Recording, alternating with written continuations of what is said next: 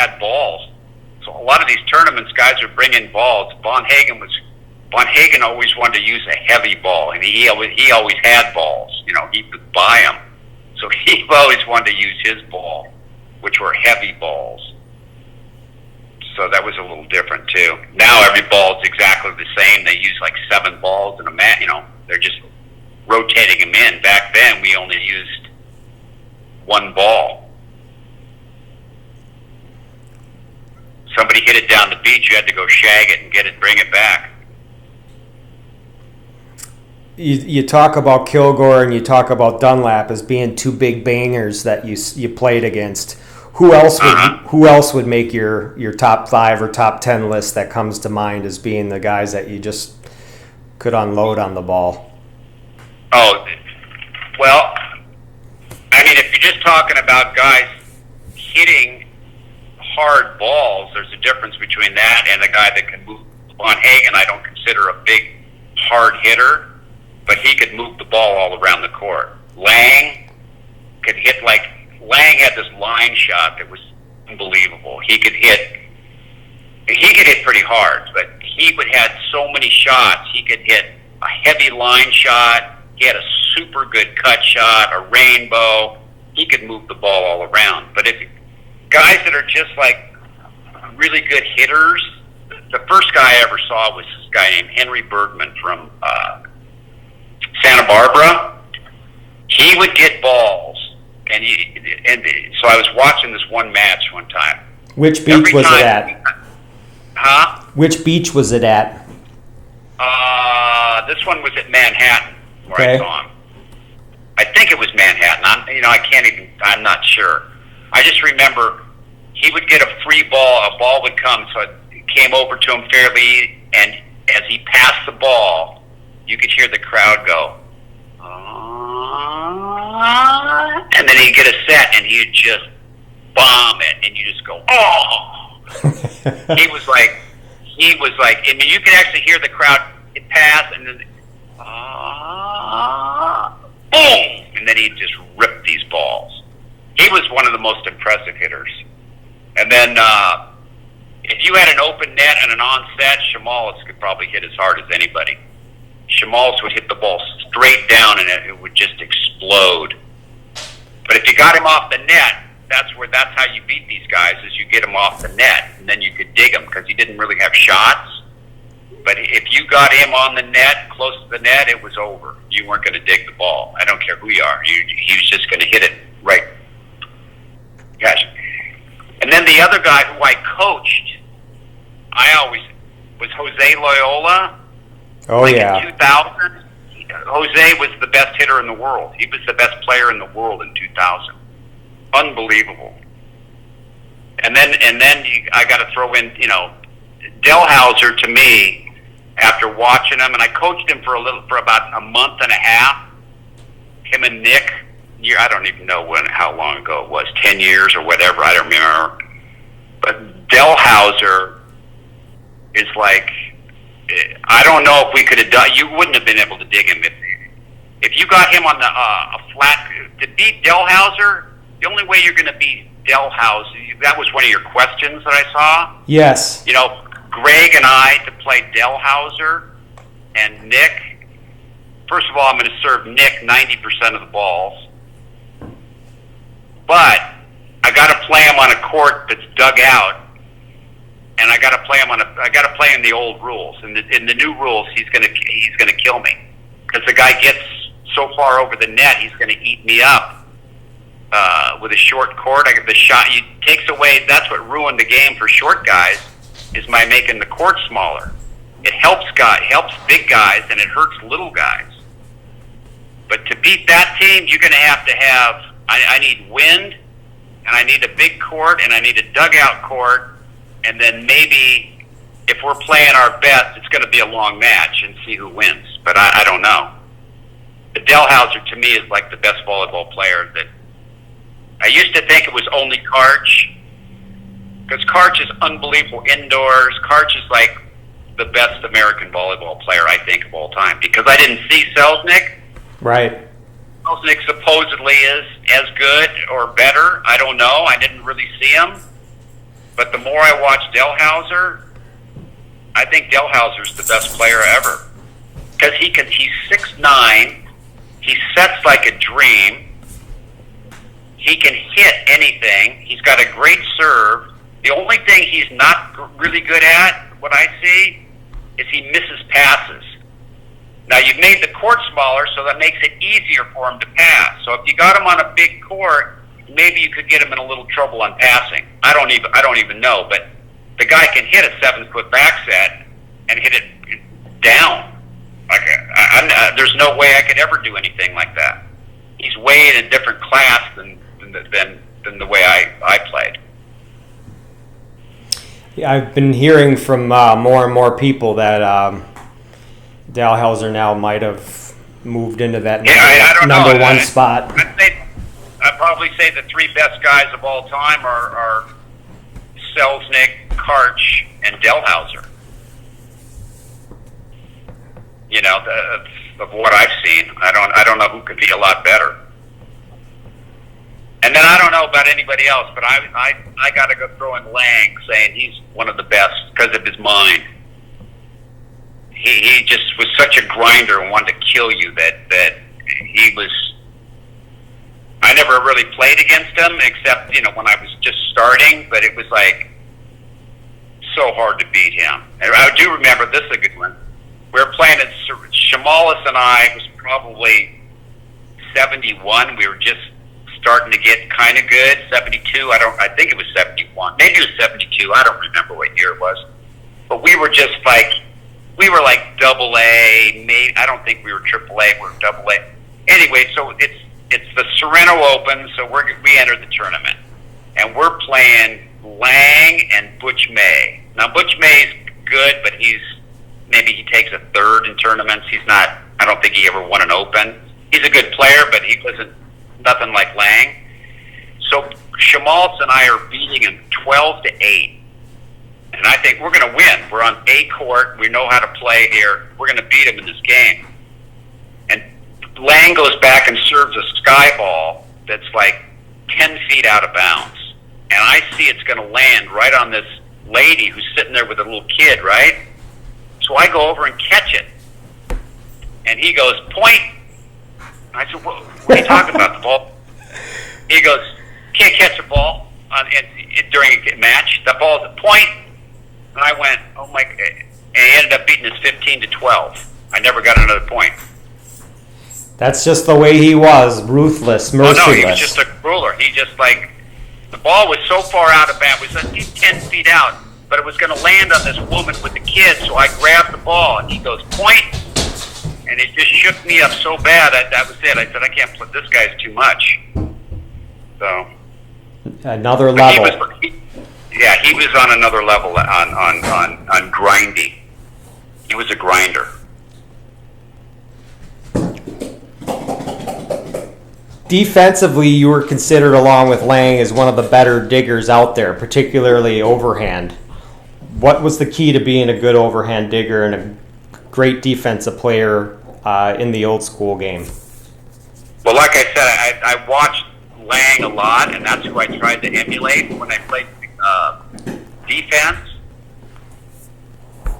So what I would always do is when we pick a guy out, so you knew how certain guys hit or where they hit, kind of. So you'd go after those guys, and then I would wait to see where the pass was and where the set was, so I could figure out where the guy was going to approach the ball and how he was approaching the ball, and then I would just try to adjust to see where he was going to hit, and I was pretty good at it. I could figure out where guys were going to hit a lot of the times, and then I have good hand-eye coordination, so I was able to use my hands a lot when I dug. I kept my hands about chest high, and I was able to either go down to dig it underhand, or I could use my hands overhand. And I just learned how to you're double hitting it is what you're doing. As they're banging it, you're trying to attack the ball. It's coming at me. I'm attacking the ball as it's coming at me. I'm going after the ball. And that causes the balls to go up in the air. And then that's how I did anyway. I asked you who the best and hardest hitters were that you witnessed. I know Lang would be on your list for the best diggers or defensive players. Who else comes to mind in that capacity? Oh man, let's see. Well, Lang was, like I said, Lang I thought was one of the best. St. John is one of the best. Matt Gage was a really good digger of hard hits and stuff, but Matt was a really good digger. God, who else? Well, when I was watching when I was coaching and then watching Todd Rogers, I thought Rogers was really good behind the block. See, it's a little different when you got a blocker and then you're playing defense, or if you're not, or if you're just playing straight defense. It's a little different. But St. John was one of the best diggers too. St. John was unbelievable, and Karch is too. I would say those five: Lang and St. John, Rogers, Gage, and Karch are probably the five guys that I thought were really good on defense. They just really knew where the. And when you're playing defense, you gotta. For me, anyway, I learned how to figure out where the guy was going to hit the ball. You can tell by where the set is and how he's approaching the ball. Like if it's inside or if it's back, I can figure out this is probably where it's got to go because it's too hard to hit it the other way. If he does, good luck to him if he can do that. But I'm going to take away the shot that you're probably going to hit. And that's what the good defensive guys do. You figure out where the ball's going to go. If it's off the net, if it's to the outside, if it's inside, you can kind of figure out where the ball's going to go, and then you make your move to get it. Like I'm way quicker than I am foot fast. That's why I didn't make it in football. I don't have, I probably run a fucking 10-900. I'm not fast, but if for 10 feet, 10, 15 feet, I'm as quick as anybody, I can get from here to there really fast. So I was good that's one reason I was good. I could get short shots. I was able to move around a court pretty good. And I can move in sand. Certain people don't move in sand as well. I can move in sand pretty well. I call you guys gods and ghosts, right? Because you're gods to me and so many other people. And but also ghosts in some cases because we never got to see you play, So you're anything that you have to say, people really love and appreciate. And so far, you've been everything I could have hoped for. So thanks, you've been phenomenal. This is like really amazing stuff. I literally cannot wait to put this on that software and start putting pictures together. And by the way, Dane Selznick has been really cool and helpful to me with giving me information and sharing photos that he has from his personal collection. He had a handful of them from that he had taken over the years or had from your guys' trips to Australia. Yeah, he's got a lot of pictures. Yeah. Are you okay with me using those if and when I put together the video for this? And if you have any you want to send to me via email, I'm happy to take those and utilize them because, if you think about it, I'll try to break the video up into several parts because people's attention spans tend to be about 20 to 30 minutes, so I'll do part one. Yeah, but once you're talking, trust me, no one's turning that off. And from my understanding, Christopher Kyle Brown from the CBVA Hall of Fame has said that he'd love to be able to use some of these on the CBVA website. So I just want to do you justice with your career and with the right photos and everything along to the audio like you deserve. Okay. Couple other things here. You played with so many great players: Von Hagen, Shamalis, Gage, Greg Lee, Chris Marlowe, St. John, and Randy. What can you tell me about playing with the Lion, Marlowe? He seemed to be a pretty interesting character. Yeah, Marlowe, we played in 7 tournaments. We won 6, and we got second in the other one. Hello. Oh. Yep, I'm there. Okay, I got another call. Forget it. Okay. Marlowe was like Marlowe was like a really good setter, really good digger, good passer, and we just played really well together. We had really good ball control. And Marlowe also, he had a really good mind too. He was pretty intense. He knew how to win. Do you ever share any interesting soap opera stories with you between games? No, not really. What about you got to play with? But my best partner was Greg, obviously, because Greg and I were best friends. So from '74 till, well, Greg every once in a while would go to Europe to play basketball in Germany, but Greg was my best friend. And we hung out together all the time, and we just played. We played thousands of games of volleyball together. So we knew exactly how each person moved on the court, what you did, where you liked the ball, and we got along so well that it was just easy to play with Greg. He was really, really good. Yeah, your success on the court. And like I said, Greg got better faster than any of us, me or Shamos. Greg got good super fast. I mean, I think he won a tournament, an open, like within a year and a half. He was unbelievable. Greg was a phenomenal athlete. Yeah, well, he played for Wooden and won a couple NCAA titles in basketball, and he's the only two-time City Player of the Year ever in basketball at Reseda.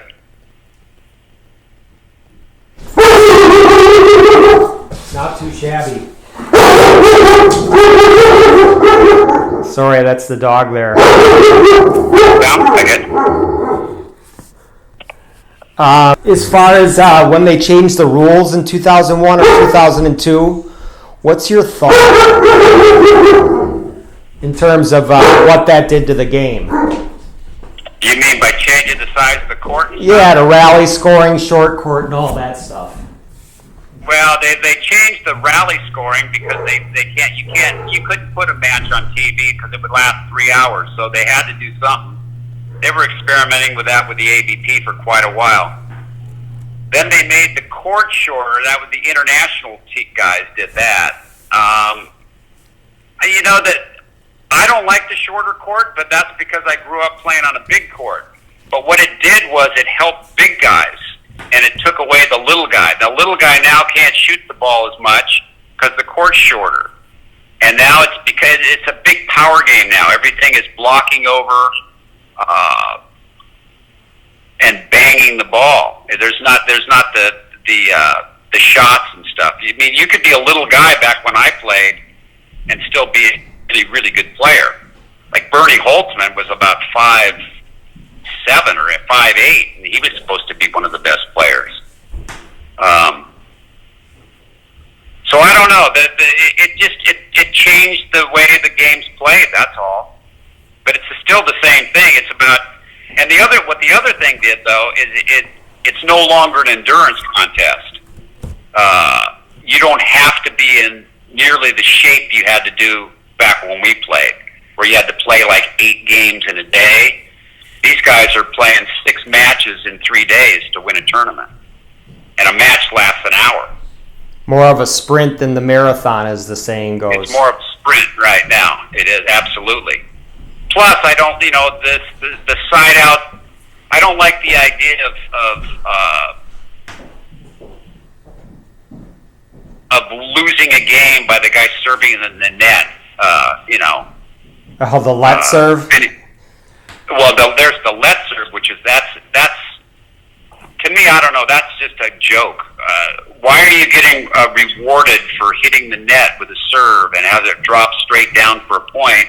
You missed the serve, and now you're getting a point for it? It should be not right. I don't know. Maybe you play let. The AVP's now doing that anyway. At point game now, point match. They revert to side out scoring and no let serves. Oh, they've got that freeze that they use, right?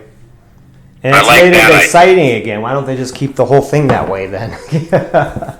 Yeah.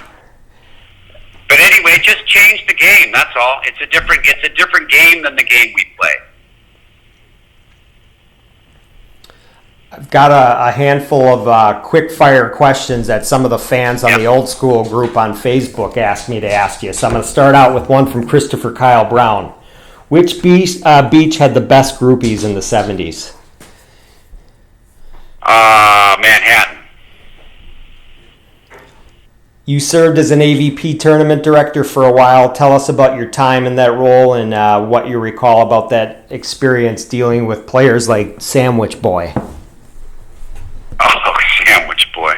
I was the tournament director in, I think we were playing in Indianapolis at the tennis center. So matches there's morning matches and night matches. So I'm there, we're there, the people that work are putting on the tournament like 7 in the morning, and we don't get out of there till 11 at night, right? And so he's playing one match or two matches at night. So his one match, he comes out and he plays in this match, and he loses the match, I think. I can't remember. But anyway, we have a little area set up for food in the back, dungeon part of the innards of the arena. And this girl who has been working since 9 in the morning, it's now 11 at night, she's gone home, and there's no food in the player tent, I guess, or something to that effect, right? So he starts going off, I'm a professional athlete, there's no food here, da-da-da-da-da. So anyway, and he kind of gets on this girl, and she's like crying, she's all upset. And so the next night, he's got a night match again. So he's playing this match, and right in the middle of the match, he goes up to hit a ball, and this guy goes, "Why don't you put some mayonnaise on that, Sandwich Boy?" And we go, "Who said that? What was it?" And then about 2 plays later, he goes, "Nice shot, Sandwich Boy." I am on the sidelines. I am dying. Me and Rico are just in tears because this guy knows the girl, I guess, and so that's where that Sandwich Boy thing came in. That's a great story. Do you think you would have lasted longer if they went to switch from the Spalding 18 patch to that Mikasa suede spike that was basically like a basketball once it got wet with sweat? Oh, I would say that thing, what happened was, I don't remember what year we were using that thing. I don't think it was 80. I think it was 82. It must have been 82. Do you know what year it was? I don't remember. You know who would know? The guy who asked that question, Steve Verbalovich. I call him the volleyball savant. That guy knows and remembers everything. It's pretty scary. Oh, well, all I remember, I think it was 82 we were using that thing, and at the end of 82, my arm started popping out of the joint. I tore my, it was subluxating. It was coming out, it was going in and out of the joint. And I would say it's for positive that ball, because what happened was when the ball got really you got sweaty, the ball got heavier and heavier, and it was like, I don't know, but at the end, that's basically when I quit. I quit after that year. It took me a year for my arm to come back. Yeah, I've heard the stories. 82 was my last year, and that was it. I couldn't do it anymore. Plus, it stopped being fun. Greg had quit playing. Von Hagen wasn't playing. So, you'd go down to the beach, and that whole beach scene kind of changed. St. John and Andrew and Stoklos, they would show up at like 4 in the afternoon and play their games at 4, and then so that beach style that I was accustomed to from 69 to 81, it changed. Von Hagen wasn't there anymore. Lang was gone. All those other guys were gone. So the games, it was just it changed, and I just said, that's it. I'm done. And then off into the sunset with your 48 wins and 2 NCAA titles. That was it, baby. Jon Lee wants to know, did you ever play volleyball in Costa Rica? I remember playing in Guatemala. We were on it was me, Larry Milliken, Mark Jacobs, Jon Lee, and we started in Mexico City. We took buses from, John was working for Volleyball Magazine, and we went to the Pan American Games. It was in 76, I think. In 76, I don't remember what year it was now. It's sad, but whatever. So we're going through Central America. We're taking buses. We went to Oaxaca, then we went down to Puerto Escondido, and going all through Central America, and we got down to Guatemala, and we just we had some pot. We had pot with us. So one of the guys had it in his backpack, and this little kid comes up to us and said, "Hey, you want to buy some?" We got off the bus. This kid says, "You want to buy some pot?" We go, "No, we're fine, right?" So anyway, we go to this hotel, pension kind of place, a big room, and we're in there, and we're all kind of just laying on the beds. We go, "God, you guys want to smoke a joint and then go out and walk around a little bit?" And we're going, yeah. Just as we're saying that, the doors bang open, and like 4 cops come in with a gun out, and they're going, "You guys have pot," and they start going through our backpacks. And we had a volleyball and we had a couple volleyballs and a football. Anyway, brings out the volleyball, and Jon Lee speaks perfect Spanish. He's like super fluent in Spanish. And he says, "Yeah, we're volleyball players from the U.S. We just came from Mexico City, cover it." And the guy goes, "Oh, we play volleyball." And we ended up going and playing with these guys the next night, or that's my recollection. I think it was in Guatemala, not Costa Rica. But it saved us from going to, we could have been, because they were just starting to go through the backpacks. Good old Jon Lee, the wordsmith, saves the day. Oh, Jon Lee was just started talking to him. We ended up, I don't think it was in Costa Rica. Maybe it was. That's how bad my memory is. I thought it was Guatemala. You guys were that close to being on one of those locked up abroad All episodes. I know is we ended up playing the cops. Their cop team, and so everything was cool. Needless to say, you let them win. Oh, absolutely. They're probably still bragging about that to their family and kids about the time they beat the Gringos. Yeah, that wouldn't be surprised. Philip Profer wants to know, who pulled more babes, you or Wilt? OB. OB was the man. Wow, interesting. Yeah. Oh, yeah. That's all I'm going to say about that. Why do Wes Welch and Fred Zulich refer to you as Cookie and then laugh like little kids? Oh, Cookie was just a nickname. I was in Utah with Greg and Shamalis and Greg's brother, Chris. We were playing a card game, and everybody said, you had to have a nickname. So I said, okay, I'll be Cookie. Kind of stuck. Yeah, I don't know. That's Pretty Boy and Cookie. Those are my 2 nicknames. Right. What about that Naked Coke commercial? Douglas Huber asked me to ask you about that one. Now, how would he know about the Coke commercial? I have no clue. You'd be amazed at what fans know about you guys if they really love the game. No, I did extra work in commercials for a long time, and we did a commercial one time that was a Coke commercial, and it was supposed to be, they told us we would be in